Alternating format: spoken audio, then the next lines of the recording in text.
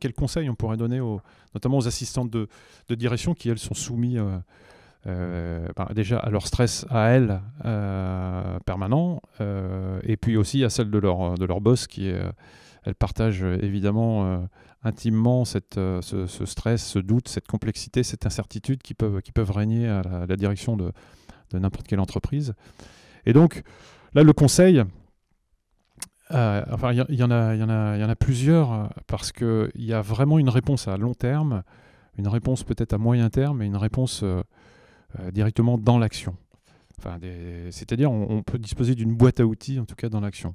Si j'essaie de prévenir la peur et ses méfaits, on peut parler du burn-out, on peut parler des stress post-traumatiques, hein, donc la réponse de prévention la plus lointaine concerne quelque chose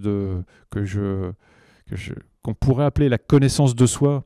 Bien sûr, derrière ce terme de connaissance de soi, c'est difficile de s'en occuper tout seul, même si le développement personnel aujourd'hui produit un nombre incalculable de bouquins.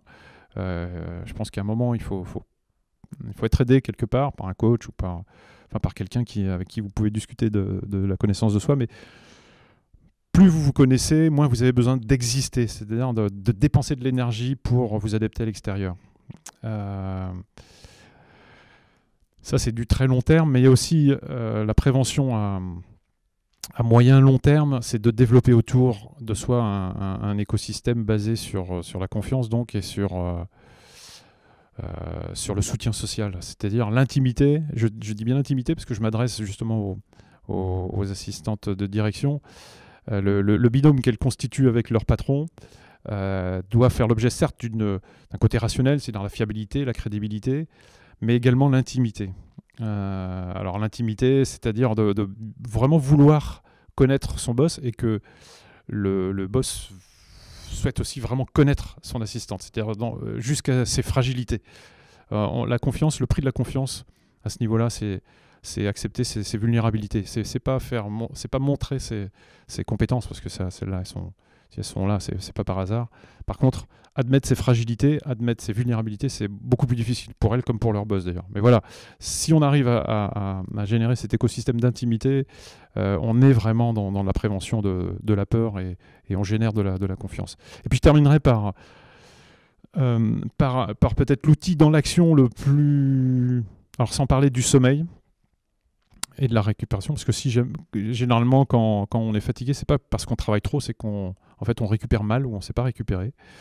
Et cette boîte à outils là, que dans notre jargon on appelle communément les techniques d'optimisation du potentiel, elles sont très nombreuses, mais la porte d'entrée est une porte physiologique, justement plus sur le je ressens que je pense ou je fais.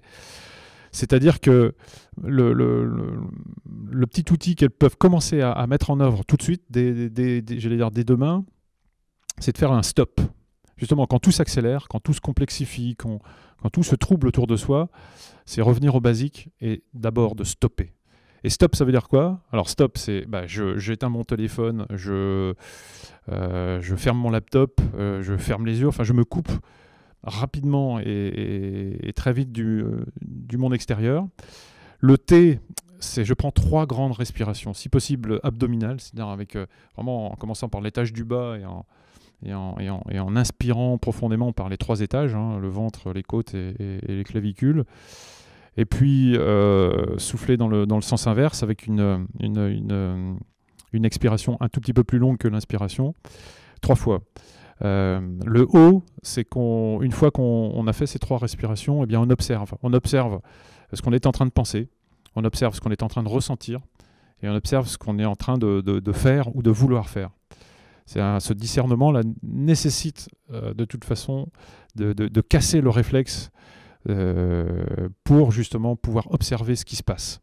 Ça demande un entraînement pour aller à une maîtrise vraiment disponible en permanence. Mais il faut commencer par s'entraîner. La science de cette technique, c'est la pratique. Donc, elle ne marche que si l'on s'en sert. Et puis le P, une fois qu'on a observé ce qu'on pense, notamment dans toutes les pensées discursives, toutes les arborescences qui peuvent se créer autour de la peur qu'on est en train de, ou dans le stress qu'on est en train de vivre, eh bien le P, c'est passer à l'action, mais passer à l'action de manière intentionnelle et non plus réflexe, impulsive. Et le je fais, ça peut être aussi la non-action en fait. Mais voilà, on a un petit outil. Le fait de penser au stop, ça va débrancher une partie essentielle du cerveau qui va classer qui va faire surgir la peur comme réponse compulsive. Le fait juste de débrancher en pensant stop, même si on ne fait pas rigoureusement les 4 étapes, eh bien ça nous permettra d'économiser un tout petit peu d'énergie pour faire face à la peur. C'est le conseil, le petit conseil rapide qu'elles peuvent mettre en œuvre tout de suite. En fait. Voilà.